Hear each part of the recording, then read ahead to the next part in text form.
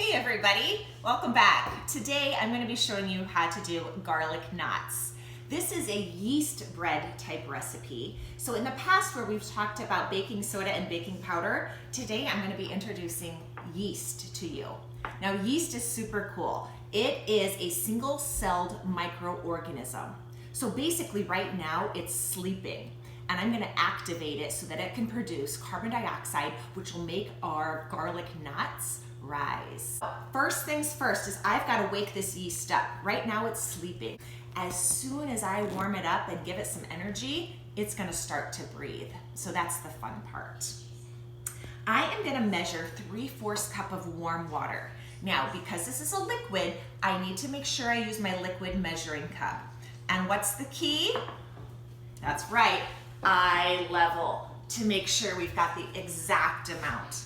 I'm gonna go ahead and pour my warm water that I've already taken the temperature and made sure it is between 105 and 115 in order to properly activate the yeast. If it's not warm enough, it won't wake the yeast up. If it's too hot, it could kill the yeast. So we need to make sure our temperature is correct. So 3/4 cup of warm water. Now, guess what yeast likes to eat? Sugar, just like you, right? So we're gonna go ahead and add in 1 tablespoon of sugar. This is our yeast food. I'm gonna stir this up just to make a sugar water mixture. And then to this, I'm gonna sprinkle 2 1/4 teaspoons of my yeast right over the top. So there's 1 teaspoon, 2 teaspoons, 1/4 teaspoons. Do not stir this. Let it set for 5 minutes. Okay, it's been 5 minutes. Our yeast water sugar solution has been working over here in this bowl, and if you look close, you can see it's gotten kind of foamy. That means that the yeast is putting off carbon dioxide bubbles, so it's breathing. We're gonna go ahead and add some salt. 1 teaspoon of salt, and all the salt is going to do, the salt is just gonna add some flavor, and it's also going to inhibit an overproduction of yeast. So it's gonna make it so the yeast doesn't go crazy. Okay, so our teaspoon of salt has been added in. The next thing we're gonna add in is 2 tablespoons of olive oil. If you don't have olive oil, cooking oil works just as well. So we're just gonna use our tablespoon measuring tool to add that ingredient into our mixture. You're gonna use a wooden spoon to go ahead and give this a stir. And the next thing we're gonna add is our flour. We need 2 cups of flour. Flour is our structure. It's basically what holds our bread up. Remember, light and fluffy snow. Take your straight edge spatula, level it off nice and smooth. Whew. Okay, with your wooden spoon, you're gonna combine all of these ingredients together until it starts to form a dough. Now you're gonna notice that it's gonna look kind of shaggy, and all yeast breads and doughs start out like this. That's a sign that you're doing it right. When a recipe says turn out onto a counter or a surface, basically it just means dump it out of the bowl. If it seems a little sticky, you can put a little flour down, but if it's not, don't add extra flour unless you need to, because it'll just make it tough. Okay, and so I am starting to knead this, and I do feel like I could use just a little bit of flour. Again, don't go crazy, but just sprinkle a little bit down and begin the kneading process. Now, what is the kneading process? You're probably wondering. The kneading process is basically where you have a chunk of dough. You're gonna fold it down onto itself and smush it together, and then turn. Fold it down on top of itself and then turn.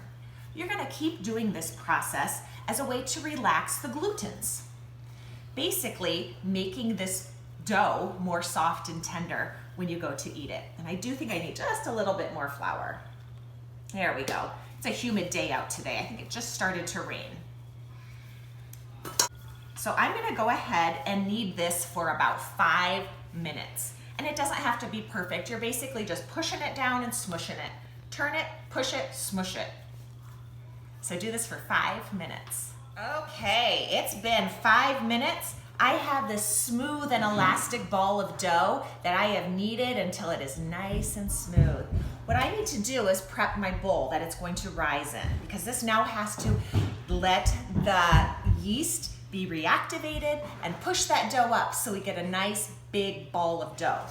So I'm gonna lightly spray a bowl with cooking spray. I'm gonna place my dough into the bowl, and then I'm just gonna flip it over.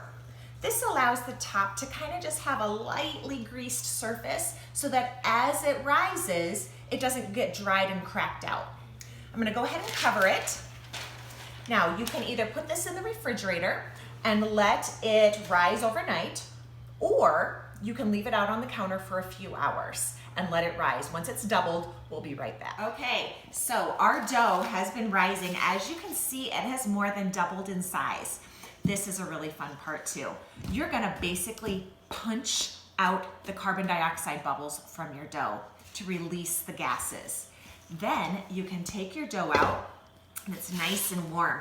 I have a lightly floured surface right here, and all I'm gonna do is pat this dough into a rectangle size. Right. So I've got this patted out into a rectangle.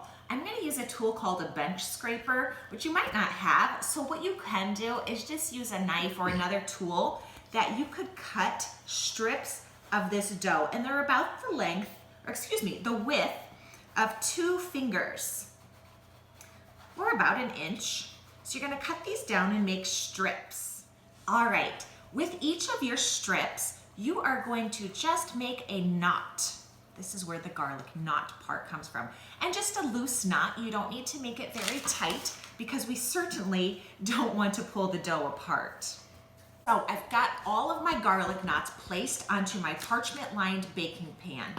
I am preheating my oven to 420 degrees.